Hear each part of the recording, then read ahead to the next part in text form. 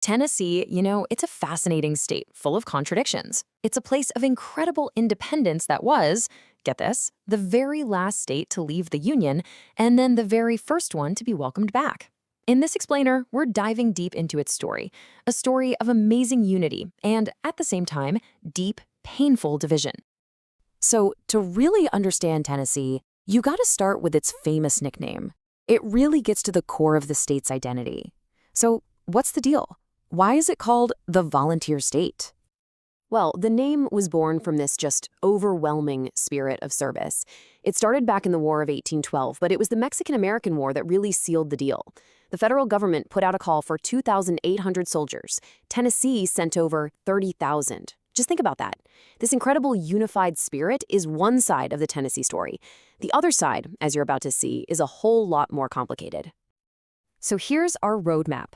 We're going to trace this story through 5 key chapters, starting with its frontier beginnings, then through the deep divisions of the Civil War, its incredible rebuilding and reinvention, its cultural battles, and finally, we'll land in the modern era.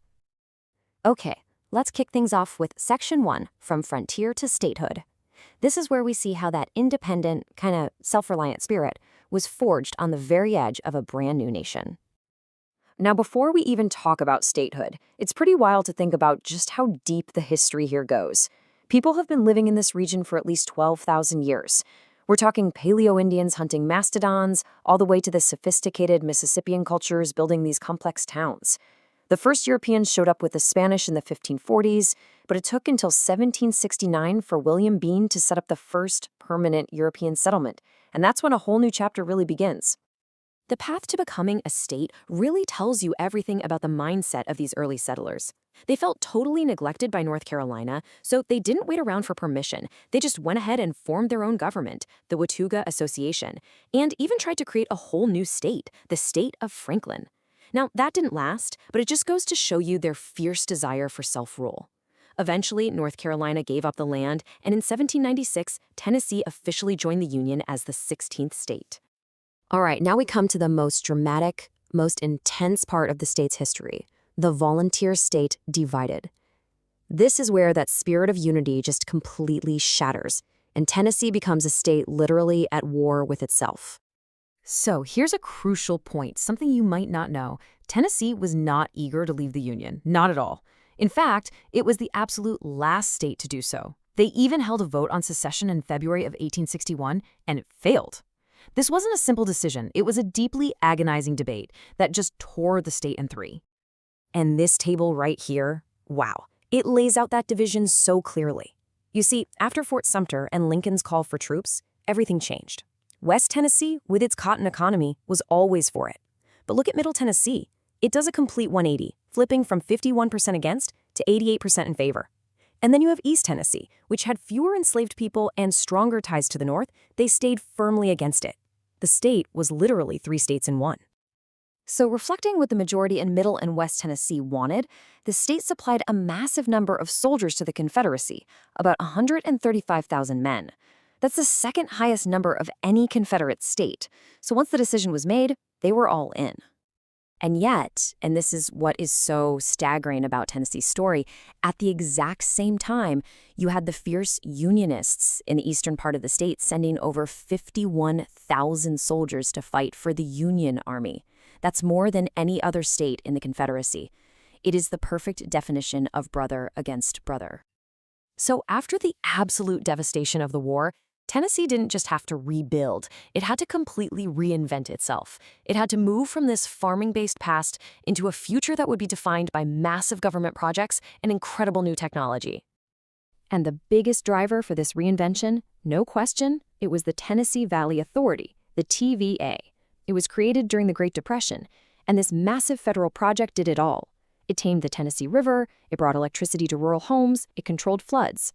It was about dragging a huge, impoverished region into the modern age. The impact was just unbelievable.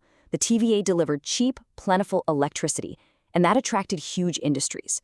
This led directly to one of the biggest secrets of World War II, the Manhattan Project. The government built a secret city, Oak Ridge, in the hills of East Tennessee. It went from nothing to a city of 70,000 people almost overnight. And it was here that they did the work needed to build the atomic bomb. totally changing Tennessee's place on the world stage.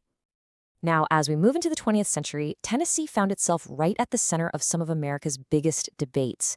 This was an era of culture, conflict, and change, where huge arguments over science, religion, and race all played out for the whole country to see. Back in 1925, the entire world's attention turned to this small town, Dayton, for the Scopes monkey trial. On the surface, it was about a teacher who taught evolution, but really, it was a showdown between two giants of the time, William Jennings Bryan, who was championing religious fundamentalism, and Clarence Darrow, who was defending science and modern ideas. The trial made Tennessee a symbol of that clash between tradition and a rapidly changing America. A generation later, Tennessee was on the front lines of another national struggle, the Civil Rights Movement. The Nashville sit-ins of 1960 were just a masterclass in disciplined, nonviolent protest. Students faced down violence, they got arrested, but their strategic campaign led to this powerful, silent march on City Hall. They confronted the mayor, who actually admitted on the steps that segregation was immoral. It was a huge victory that showed everyone the power of organized, peaceful resistance. And of course, you can't talk about Tennessee's culture without talking about music, right? From the legendary Bristol Sessions, often called the Big Bang of country music, to the Grand Ole Opry broadcasting out of Nashville, the state became the heartland of a uniquely American sound. It took the stories of rural life and beamed them out to the entire world. Okay, let's bring it home with our final section, looking at Tennessee in the modern era.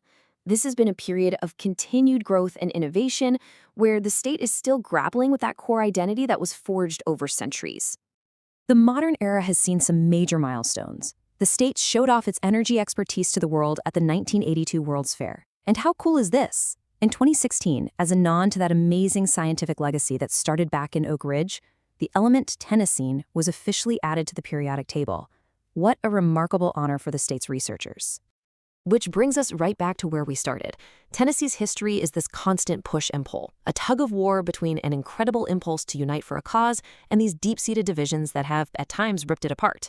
It's a legacy that leaves us with one final big question. As a state forged in both unity and division, what will Tennessee volunteer for next? Hey, if you found this historical journey insightful, be sure to explore the other explainers in our U.S. State Histories playlist. And for more deep dives just like this one, don't forget to subscribe to Notebook Summaries. Thanks for watching.